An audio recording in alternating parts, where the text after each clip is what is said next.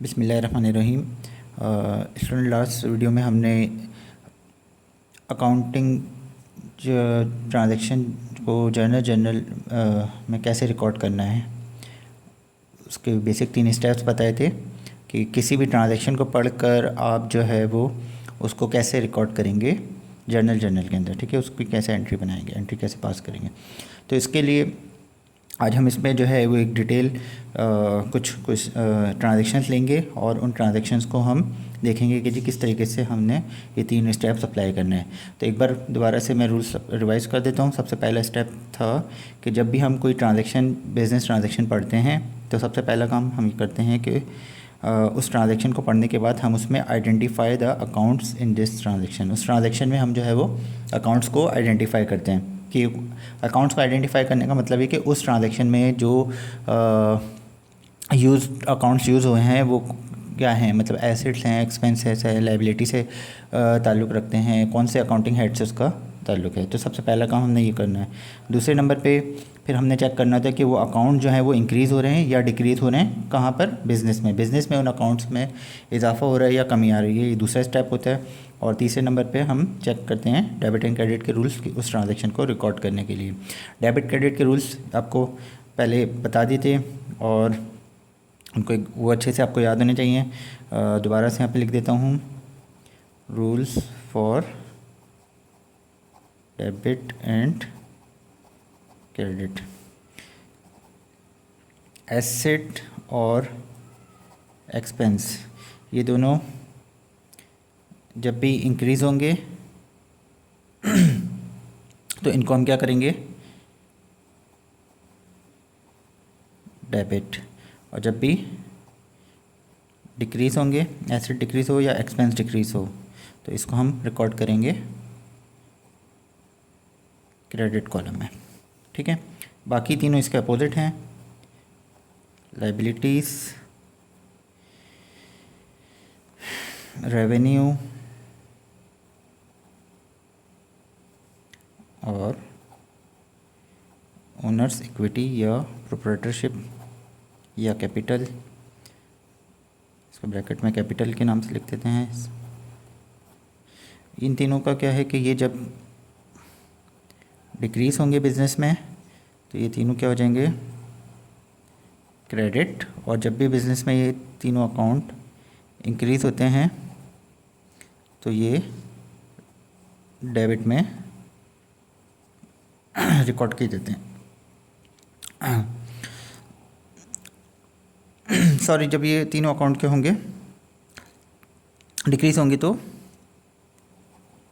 Debit, और जब increase होंगे तो क्रेडिट, इसका अपोजिट। ठीक है, ये दोनों जब इंक्रीज़ होते हैं तो डेबिट और ये तीनों जब डिक्रीज़ होते हैं तो डेबिट।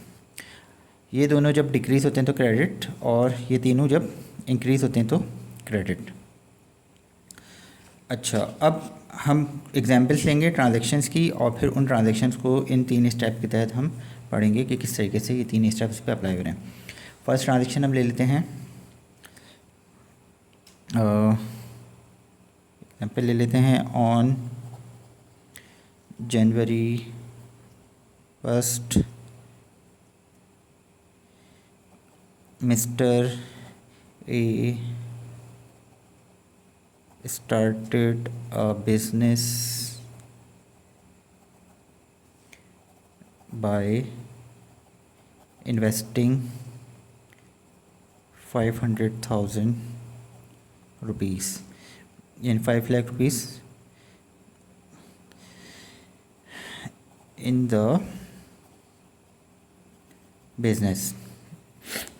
ये ट्रांजैक्शन है। इस ट्रांजैक्शन को अब हमने क्या करना है, रिकॉर्ड करना है। किस में, जर्नल में। जर्नल का फॉर्मेट कैसा होता है वो पिछली वीडियो में हमने बताया था कि इस तरीके का एक जर्नल होता है। डेट का कॉलम होता है, पर्टिकुलर्स होते हैं, पोस्ट रेफरेंस, डेबिट और क्रेडिट के कॉलम्स होते हैं। ठीक है, और सबसे टॉप पे कंपनी का नाम आता है, फिर जर्नल एंट्रीज और फिर जिस मंथ की हम ट्रांजेक्शन बना रहे हैं उस मंथ को हम लिखते हैं for the month of January 2020। अब इस ट्रांजेक्शन को हम पढ़ेंगे और इन 3 स्टेप्स अगर हमें आते हैं तो हम इस ट्रांजैक्शन को इजीली रिकॉर्ड कर सकते हैं। ठीक है। सबसे पहला काम हमारा इसका क्या है कि identify the accounts in the transaction. तो ये जो ट्रांजैक्शन हमारे पास आई है बिजनेस ट्रांजैक्शन के, जिसमें मिस्टर ए ने एक बिज़नेस शुरू करा है और उसमें 5 लाख रुपए इन्वेस्ट कर दिए।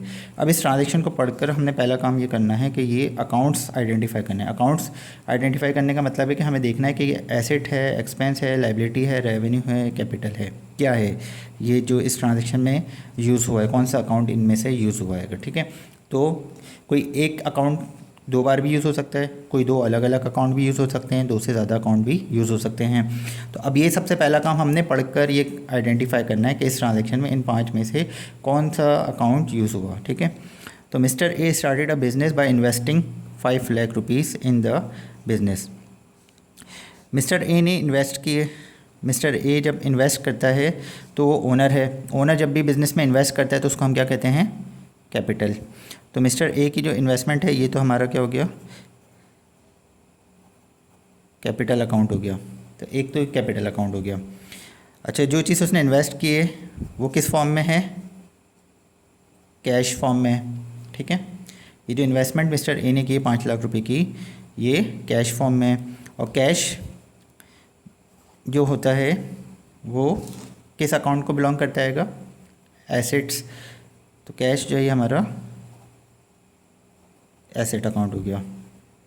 ठीक है, ये 5 लाख रुपए मिस्टर ए के लिए कैपिटल है और बिज़नेस के लिए ये 5 लाख रुपए कैश फॉर्म में आ रहा है, तो ये एसेट है।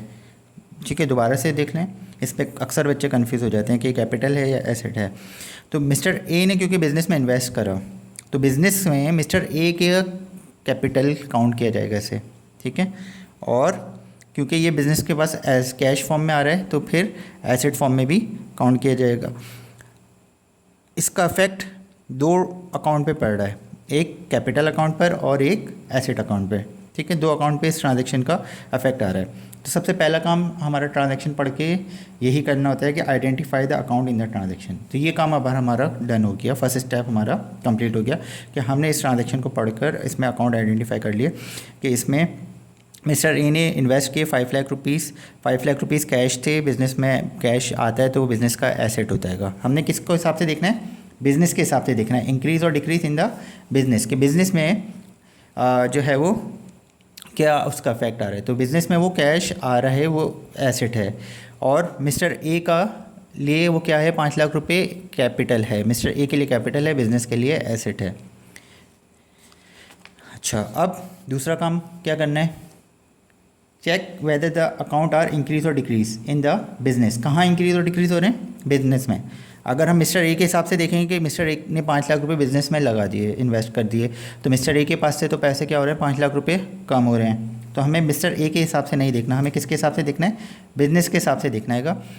तो मिस्टर ए जब बिज़नेस में इन्वेस्टमेंट कर रहा है, तो बिज़नेस में मिस्टर ए जब इन्वेस्ट करेगा तो उसकी इन्वेस्टमेंट बिज़नेस में क्या होगी, इंक्रीज़ होगी। उसके पास से कम होगा पैसा, लेकिन बिज़नेस में उसकी इन्वेस्टमेंट क्या होगी, इंक्रीज़ होगी।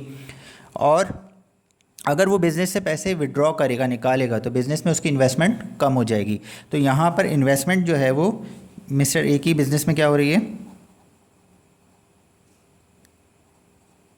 इंक्रीज़ हो रही है। ठीक है, क्योंकि वो 5 लाख रुपए बिज़नेस में इन्वेस्ट कर रहा है तो बिज़नेस में उसका पैसा इंक्रीज़ हो रहा है, बढ़ रहा है। बिज़नेस से निकालेगा तो डिक्रीज़ होगा।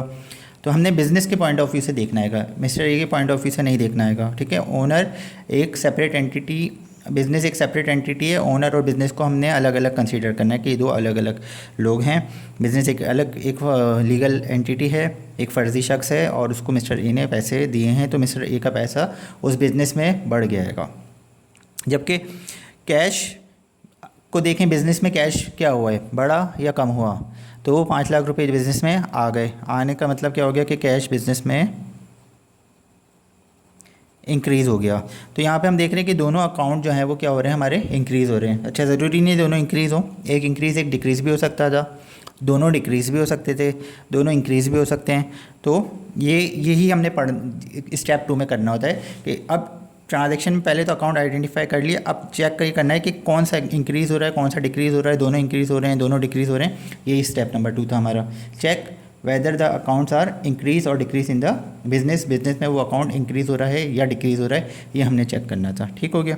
अब फाइनल स्टेप हमारा क्या है कि check the rule for debit and credit to record the transaction. अब हमने ये जो डेबिट और क्रेडिट के रूल हैं इसके हिसाब से चेक कर लेना है कि भाई कैपिटल अगर इंक्रीज़ होता है तो ये क्या होना चाहिए, डेबिट होना चाहिए या क्रेडिट होना चाहिए। तो अब देखें कैपिटल ये है, कैपिटल इंक्रीज़, कैपिटल अगर इंक्रीज़ हो रहा है तो इसे क्या होना चाहिए, क्रेडिट। तो इसका मतलब कैपिटल को हमने करना है क्रेडिट। अच्छा, दूसरे एंड पे हमारे पास क्या है, एसेट।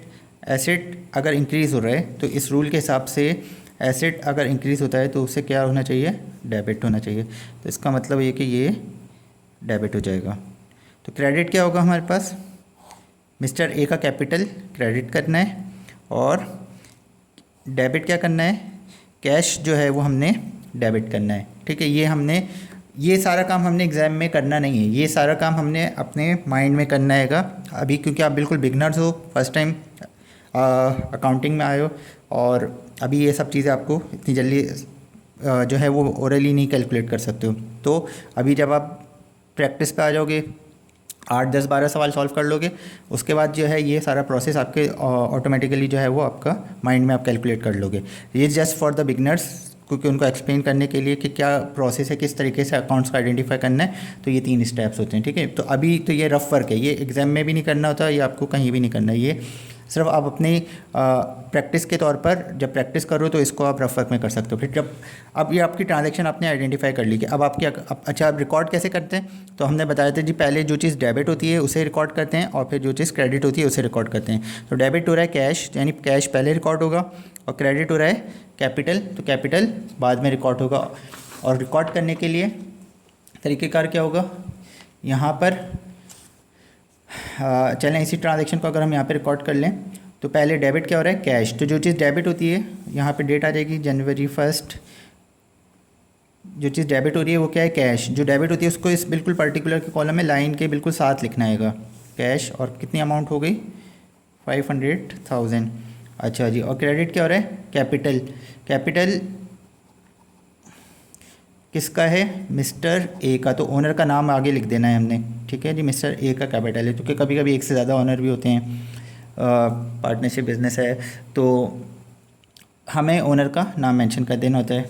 तो कैपिटल क्रेडिट हो रहा था इसलिए क्रेडिट में 500,000। डेबिट और क्रेडिट की जो बैलेंस होगा वो हमेशा सेम होना चाहिए। अगर अमाउंट में डिफरेंस आ रहा है तो इसका मतलब आपने कोई मिस्टेक करी होगी। तो कैश डेबिट हो गया, डेबिट के कॉलम में आ गया, कैपिटल क्रेडिट हो गया, क्रेडिट के कॉलम में आ गया, और डेबिट और क्रेडिट के कॉलम में हमने सिर्फ और सिर्फ अमाउंट लिखनी होती है। तो इस तरीके से ये जो ट्रांजैक्शन थी इसको हमने इस जर्नल के अंदर रिकॉर्ड करना होता है। ठीक है, और इसके बाद हमने क्या करना होता है, एक लाइन की स्टेटमेंट लिखनी होती है कि इस लाइन में क्या हुआ। तो यहाँ पे हम स्टेटमेंट लिखेंगे, mister A invest cash in the business. अच्छा, ये स्टेटमेंट कोई ज़रूरी नहीं है कि यही लाइन आपने लिखनी है, mister invest started business with invest cash investment भी लिख सकते थे।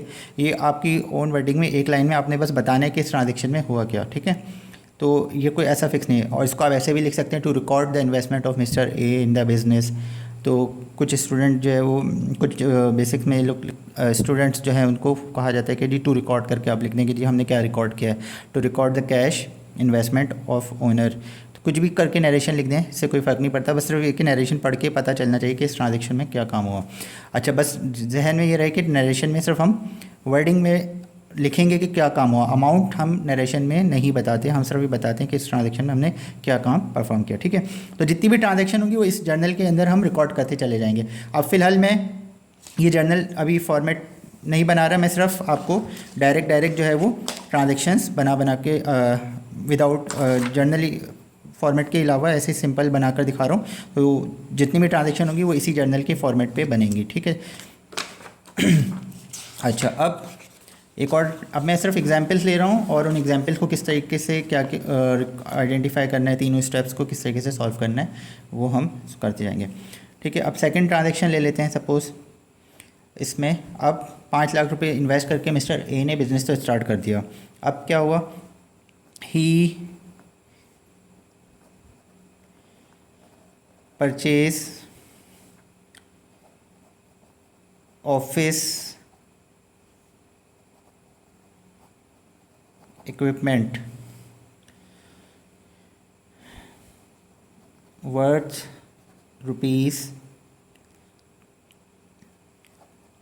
50,000। ठीक है जी। अब उन्होंने 50,000 रुपये की मालियत का ऑफिस इक्विपमेंट ख़रीदा आएगा। ठीक है, अब ये ट्रांजैक्शन है हमारे पास। अब इस ट्रांजैक्शन को हमने रिकॉर्ड करना है। तो स्टेप नंबर 1 क्या है कि सबसे पहले इसको पढ़ के हमने क्या करना होता है, आइडेंटिफाई द अकाउंट्स। ठीक है, तो अब इसको पढ़ते हैं हम, अकाउंट कौन कौन से इस्तेमाल हो रहे हैं। एक तो इसमें कैश यूज़ हो रहेगा, कितना, 50,000 रुपये। इस 50,000 रुपये से उन्होंने कोई चीज़ ख़रीदी है। क्या ख़रीदा है, ऑफिस इक्विपमेंट। तो एक कैश और एक ऑफिस इक्विपमेंट। अब कैश क्या है, ये हमारा कौन सा अकाउंट है, हमें पता है कि जी रिसोर्स है, बिज़नेस ओन कर रहा है और बिज़नेस को चलाने के लिए ज़रूरी है शॉर्ट करंट एसेट है ये हमारा। कैश हमारा एसेट हो गया। दूसरा क्या है, office equipment. Office equipment, office के लिए जो है वो इक्विपमेंट ख़रीदाएगा, प्रिंटर, लैपटॉप, कंप्यूटर्स वगैरह, ये सारे इक्विपमेंट ऑफिस के लिए इन्होंने परचेज़ किया है 50,000 रुपये का। तो इक्विपमेंट भी अभी बिज़नेस के लिए क्या है, एसेट है, लॉन्ग टर्म एसेट है, लेकिन फिक्स एसेट है। और एक बार ख़रीदा है तो ये ज़्यादा लाजमी रहते हैं, रोज़ाना चेंज नहीं होगा, लॉन्ग टर्म पे चलेगा, तो ये फिक्स एसेट है। लेकिन हमें इस वक्त यहाँ पे ये नहीं देखना कि करंट एसेट है या फिक्स एसेट है, बस हमने ये आइडेंटिफाई करना था कि ये एसेट है या एक्सपेंस है। तो इक्विपमेंट हमने एक चीज़ ख़रीदी है कि वो हमारा एसेट हो गया ऑफिस बिज़नेस के लिए, और जो कैश हमारे पास से गया वो भी हमारा एसेट था। ठीक है, अच्छा यहाँ पर अब कोई एक्सपेंस अभी हमारा नहीं हुआ। ठीक है, इसमें कोई हम अब अगर हमारी नॉर्मल ज़िंदगी की ट्रांजैक्शन होती है तो हम कहते हैं जी 50,000 रुपये हम कोई चीज़ खरीदते हैं तो 50,000 रुपये खर्च हो गए। यहाँ पे खर्च नहीं हुए। खर्च मैंने आपको इसकी एग्जांपल दी थी कि जी आपने मोबाइल में अगर इजी लॉट करवाया 100 रुपये का, तो वो 100 रुपये अभी आपके खर्च नहीं हुए। आपके पास क्या हुआ, एक फॉर्म से दूसरी फॉर्म में कन्वर्ट हो गए, यानी एसेट की एक फॉर्म से दूसरी फॉर्म में कन्वर्ट हो गए। पहले कैश फॉर्म में थे, अब वो आपके मोबाइल में बैलेंस के फॉर्म में आ गया। इसी तरीके से यहाँ पर क्या था, कैश फॉर्म में था, अब 50,000 रुपये कैश फॉर्म से कन्वर्ट हो गया, किस फॉर्म में कन्वर्ट हो गया, इक्विपमेंट फॉर्म में कन्वर्ट हो गया। एक्सपेंस कब होता है, ये एक्सपेंस उस वक्त होगा कि जब इसको हम इस्तेमाल कर लें। इसकी अगर सपोज़ 5 साल लाइफ है, पूरा 5 साल हमने इसको इस्तेमाल कर लिया, अब उसके बाद ये बिल्कुल हमारे काम का नहीं रहा, तो फिर हम इसको कहेंगे कि ये 50,000 रुपये अब हमारे खर्च हो गए।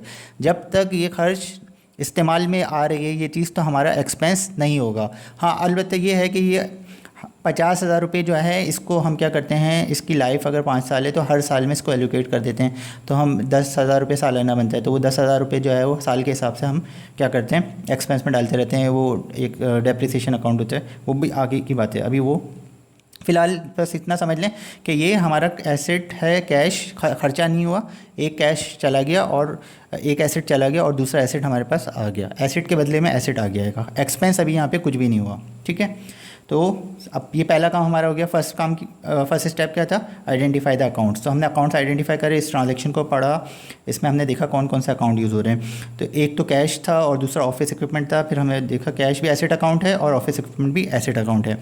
तो एक अब यहाँ पर क्या हो रहा है, सिर्फ एक ही अकाउंट यूज़ हो रहा है एसेट, और उसके 2 सब अकाउंट्स हैं, एक इक्विपमेंट और एक कैश। ऐसा भी हो सकता था 2 अलग अलग अकाउंट पहली ट्रांजैक्शन में यूज़ हुए थे, एक कैपिटल अकाउंट और एक एसेट अकाउंट, जबकि इस ट्रांजैक्शन में दोनों सेम अकाउंट यूज़ हुए हैं, दोनों एसेट अकाउंट है। ये पहला स्टेप हो गया।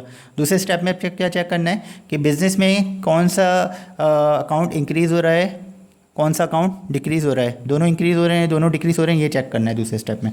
तो कैश हमारे पास से बिज़नेस में से क्या हो गया, चला गया मतलब माइनस हो गया, डिक्रीज़ हो गया। ठीक है जी, जबकि इक्विपमेंट बिज़नेस में हमने ख़रीदा आएगा तो ये हमारे पास आ गया, बढ़ गया, यानी प्लस हो गया, तो ये इंक्रीज़ हो गया। ठीक है, ये सब काम अपने ओरली अपने माइंड में करना है। ठीक है, जब ये आप ओरली सोचोगे और उसके बाद ये आपको तकरीबन 5-6 सवाल 10 सवाल प्रैक्टिस करने के बाद ये बिल्कुल जो है ना, इसकी ज़रूरत नहीं पड़ेगी। लेकिन ये बेसिक कॉन्सेप्ट है, इसलिए इसको अभी इस तरीके से आपने ये सारी वर्किंग अपने माइंड में करनी होती है। ठीक है, अब तीसरा स्टेप क्या है, डेबिट और क्रेडिट के रूल। एसेट जब डिक्रीज़ होता है, रूल आपको अच्छे से याद होंगे तो आप आसानी से कर सकोगे। एसेट जब डिक्रीज़ होता है तो कहाँ रिकॉर्ड होता है, क्रेडिट में रिकॉर्ड होता है, और एसेट जब इंक्रीज़ होता है तो कहाँ रिकॉर्ड होता है, डेबिट में रिकॉर्ड होता है। तो इसका मतलब कैश को हमने यहाँ करना है क्रेडिट और ऑफिस इक्विपमेंट को हमने करना है डेबिट। ये हमारी ट्रांजैक्शन बन गई, ठीक है।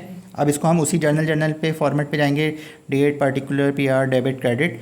तो वहाँ पर हम पहले डेबिट रिकॉर्ड करेंगे। डेबिट क्या हो रहा है यहाँ पर? Office equipment. तो जो भी एसेट होगा उसी का नाम लिखना है, एसेट नहीं लिखना है। तो इसकी ट्रांजैक्शन बनेगी ऑफिस इक्विपमेंट, डेबिट के कॉलम में लिख देंगे,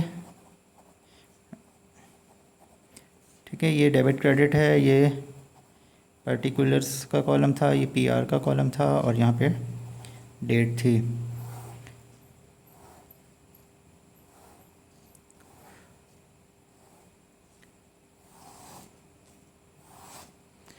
ऑफिस इक्विपमेंट को हमने डेबिट में लिख दिया, कितना? 50,000। और कैश को हमने क्रेडिट में लिख दिया 50,000, ठीक है। और अब यहाँ पे हम एक लाइन में नरेशन लिखेंगे, purchase office equipment for cash.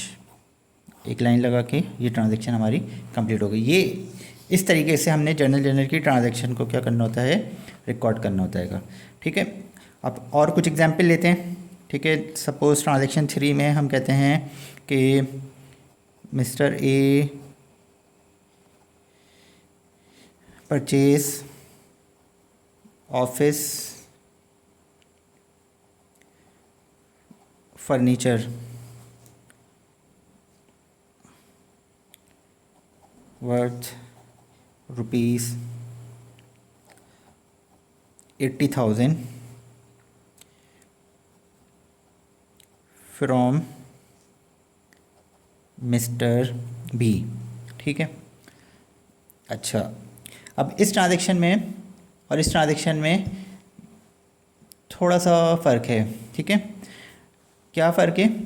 यहाँ पर भी हमने परचेज़ किया है, कितने का? 80,000 रुपये का। क्या परचेज़ किया है? Office furniture. लेकिन यहाँ पर हमें बता रहे थे कि जी 50,000 रुपये का हमने इक्विपमेंट ख़रीदा है। अब यहाँ पे हमें जिससे ख़रीदा है उसका नहीं बताया था कि जी किससे ख़रीदा है। तो इसका मतलब ये था कि हमने कैश पे ख़रीदा है। अगर हम किसी से कोई चीज़ उधार पे ख़रीदते हैं तो जब उसको अपने पास रिकॉर्ड करते हैं कि भाई किस शख्स को हमने पैसे देने हैं तो उसका नाम हम लिखते हैं। लेकिन अगर किसी से हम कैश खरीदते हैं कोई चीज़ तो उसका नाम हम अपने पास रिकॉर्ड नहीं करते, क्योंकि हमने उसको पैसे अभी नहीं देने, हमने ऑलरेडी पे कर दिया, तो उसका नाम रिकॉर्ड करने की हमें ज़रूरत नहीं होती है, ठीक है ना। तो अगर किसी से जब कोई चीज़ उधार पे ख़रीदते हैं तो उसका हमें लिखना होता है कि जी किस शख्स से हमने उधार पे बाय कराएगा, तो उसका नाम हमने लिखना होता है। अगर तो सवाल में इस तरीके से नाम लिखा हुआ है मिस्टर बी, तो इसका मतलब ये कि इसको अभी हमने पैसे नहीं दिए 80,000 रुपये। अभी हमने अगर इसको कैश पे दे दिया होता तो ये फ्रॉम मिस्टर बी नहीं लिखा होता, इसका नाम रिकॉर्ड नहीं दिया होता ट्रांजैक्शन में, ठीक है। क्योंकि फिर हमें इसको याद रखने की ज़रूरत नहीं थी भाई मिस्टर बी से ख़रीदा है, मिस्टर XYZ किसी से भी ख़रीदा है, तो हमें इससे कोई फ़र्क नहीं था क्योंकि हमने कैश पे कर दिया था। लेकिन अभी हमने इसको रिकॉर्ड यहाँ पे मेंशन करा है, इसका मतलब है कि इसको अभी हमने पे करना है मिस्टर बी को 80,000 रुपये, इसको पे नहीं करा। तो इसका मतलब ये 80,000 रुपये अभी मिस्टर बी को हमने देने हैं, पेएबल हैं हमारे लिए, पेएबल टू मिस्टर बी। अभी हमने कैश नहीं दिया, तो यहाँ पे कैश हमारा 80,000 रुपये की मालियत तो हुई है, लेकिन अभी हमने पे नहीं करा, तो ये क्या हो गया? Account payable. इसको हम क्या कहेंगे? Account payable to mister B. Mister B को भी पैसे देने हैं। और दूसरे एंड पे क्या चीज़ आ गई? Office furniture. ऑफिस फर्नीचर जो है ये क्या कहलाएगा? हमारा बिजनेस में एसेट है। और पेएबल ये हमारा कर्ज़ा बढ़ गया। कर्ज़ा जो होता है वो क्या कहलाएगी? लाइबिलिटी। तो एक एसेट और एक लाइबिलिटी इस ट्रांजैक्शन में यूज़ हो रहे हैं। पहला स्टेप हमारा डन हो गया, आइडेंटिफाई द अकाउंट्स। हमने दोनों अकाउंट आइडेंटिफाई कर लिए, एक एसेट अकाउंट है और एक लाइबिलिटी अकाउंट है, ठीक है। अब स्टेप 2 इंक्रीज़ और डिक्रीज़ चेक करना है कि कौन सा अकाउंट इंक्रीज़ हो रहा है, कौन सा डिक्रीज़ हो रहा है, या कौन से दोनों इंक्रीज़ हो रहे हैं या दोनों डिक्रीज़ हो रहे हैं, ये चेक करना है। तो ऑफिस इक्विपमेंट बिजनेस में आ गया। बिजनेस में जब ऑफिस इक्विपमेंट आ जाएगा तो इसको हम ये इंक्रीज़ हो जाएगा, बिज़नेस में बढ़ गया, ठीक है।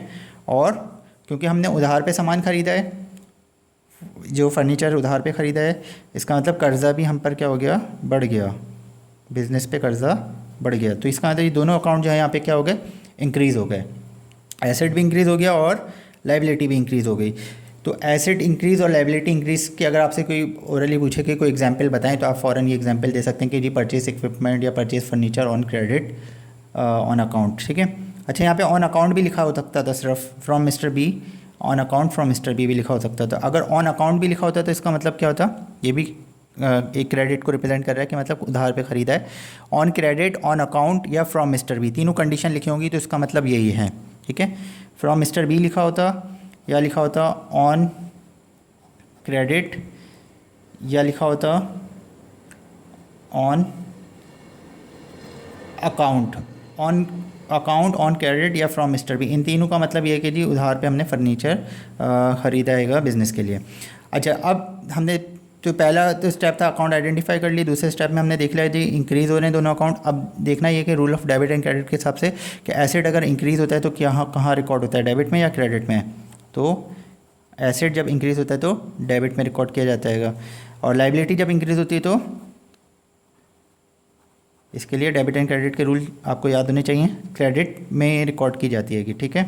तो अकाउंट पेएबल जो लाइबिलिटी हमारी वो इस ट्रांजैक्शन में क्या हो रही है, क्रेडिट हो रही है, और जो एसेट है हमारा ऑफिस फर्नीचर, ये इस ट्रांजैक्शन में क्या हो रहा है, डेबिट हो रहा है। तो पहले जो चीज़ डेबिट होती है वो रिकॉर्ड करते हैं और फिर जो चीज़ क्रेडिट होती है वो रिकॉर्ड करते हैं। तो इस ट्रांजैक्शन को कैसे रिकॉर्ड करेंगे, office furniture debit amount ₹80,000, debit में 80,000 रुपये आ जाएगा, यहाँ पे ऑफिस फर्नीचर आ जाएगा, और अकाउंट पेएबल क्रेडिट हो जाएगी, यहाँ पे कैश की जगह अकाउंट पेएबल हो जाएगा और 80,000 रुपये हो जाएगा। ठीक है।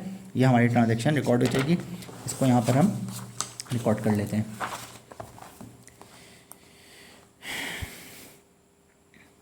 तो डेट का कॉलम आएगा particulars, post reference, debit, credit.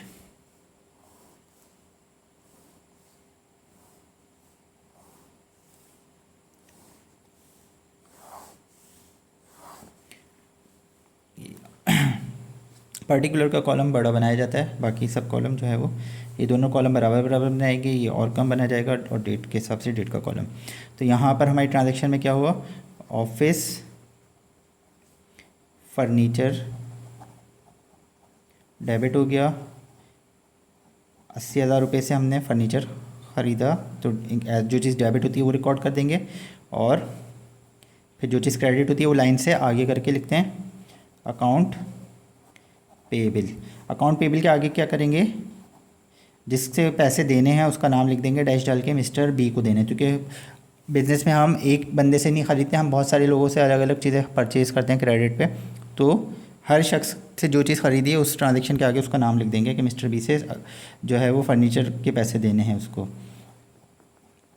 ठीक है। तो 80,000 से क्रेडिट हो गया। यहाँ पे लिख देंगे, नरेशन में क्या लिखेंगे, purchase furniture from mister B या ऑन क्रेडिट। ये हमारी ट्रांजैक्शन कंप्लीट हो गई। ठीक है। एक और एग्जांपल लेते हैं हम। अच्छा जी, अब ही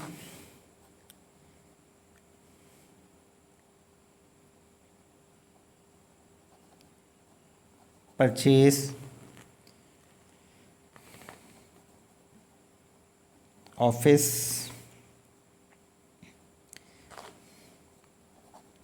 सप्लाइज वर्थ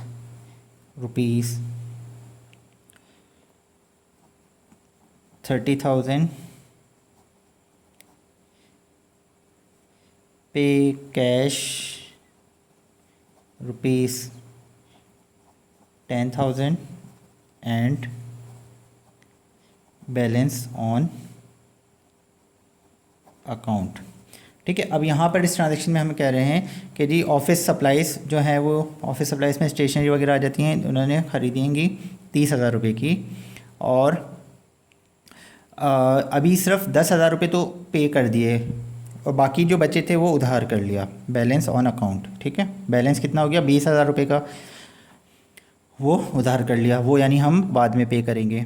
ठीक है, तो अब यहाँ पर मिस्टर बी मिस्टर सी नहीं मेंशन किया, ऑन अकाउंट इन्होंने मेंशन कर दिया है। तो इसका मतलब ये कि ये भी क्रेडिट है। और अब यहाँ पे 3 चीज़ें यूज़ हो गई। एक तो ऑफिस सप्लाइज, पहला स्टेप क्या है, identify the account. Office supplies हमारा ऑफिस का क्या है, एसेट है। दूसरा हमने पे करा कैश, कैश हमारा ये भी एसेट हो गया। और तीसरा अकाउंट पेएबल 20,000 रुपये का जो है वो अकाउंट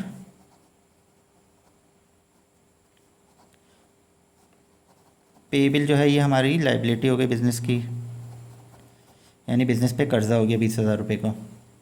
तो अब इसमें 3 अकाउंटिंग अकाउंट्स यूज़ हो रहे हैं, 2 एसेट अकाउंट और 1 लाइबिलिटी अकाउंट। ठीक है, तो कम से कम 2 अकाउंट तो यूज़ होते हैं ट्रांजैक्शन में, 2 से ज़्यादा भी हो सकते हैं। तो यहाँ पर एक एसेट अकाउंट ऑफिस सप्लाइज है, एक एसेट अकाउंट कैश है और एक लाइबिलिटी अकाउंट पेएबल है। ऑफिस सप्लाइज हमारे बिजनेस में, अब ये पहला स्टेप हमने कर लिया कि अकाउंट आइडेंटिफाई करके अब दूसरे स्टेप में देखना है कि कौन सा इंक्रीज़ हो रहा है और कौन सा डिक्रीज़ हो रहा है। सबसे पहला काम क्या करना है कि अकाउंट आइडेंटिफाई कर लें। अकाउंट आइडेंटिफाई करने के बाद दूसरे नंबर पे बस ये चेक करें कि कौन सा बिजनेस में इंक्रीज़ हो रहा है, कौन सा डिक्रीज़ हो रहा है, सारे इंक्रीज़ हो रहे हैं, एक इंक्रीज़ हो रहा है, दोनों इंक्रीज़ हो रहे हैं, डिक्रीज़ हो रहे हैं, बस ये चेक करना है। और फिर तीसरे नंबर पर डेबिट क्रेडिट के रूल के हिसाब से उसको एडजस्ट कर दें, एंट्री पोस्ट कर दें उसकी। तो एसेट बिजनेस में सप्लाईज हमारी इंक्रीज़ हो गई हैं। ठीक है, यहाँ पर हमने लिख लिया जी ये इंक्रीज़ हो गई। कर्ज़ा बिजनेस पे ये भी इंक्रीज़ हो गया। कैश एसेट से 10,000 रुपये हमारे पास से चले गए तो ये डिक्रीज़ हो गए। एसेट जो डिक्रीज़ होता है वो कहाँ रिकॉर्ड किया जाता है, क्रेडिट में। एसेट लाइबिलिटी जब इंक्रीज़ होती है तो कहाँ रिकॉर्ड की जाती है कि लाइबिलिटी इंक्रीज़ होती है तो क्रेडिट में रिकॉर्ड की जाती है। एसेट इंक्रीज़ होता है तो डेबिट में रिकॉर्ड किया जाता है। ठीक है, इसके लिए डेबिट एंड क्रेडिट के रूल्स आपको याद होंगे तो ये आप आसानी से कर लेंगे। Asset increase debit, liability increase credit, asset decrease credit. तो कौन सा एसेट इंक्रीज हुआ है, ऑफिस सप्लाईज। तो ऑफिस सप्लाईज जो है वो क्या होने वाली हैं, डेबिट। अकाउंट पेबल कर्जा, अकाउंट पेबल होने वाला है क्रेडिट। और कैश, कैश भी क्रेडिट। तो अब यहाँ पे एक डेबिट होगा और 2 क्रेडिट होंगे। तो जब इसी फॉर्मेट पे जब हम इसकी ट्रांजैक्शन बनाएंगे तो सबसे पहले जो चीज़ डेबिट हो रही है वो लिखी जाएंगी। यहाँ पे हम लिखेंगे पर्टिकुलर के कॉलम में, अब मैं पूरा फॉर्मेट नहीं बना रहा हूँ दोबारा से, ऑफिस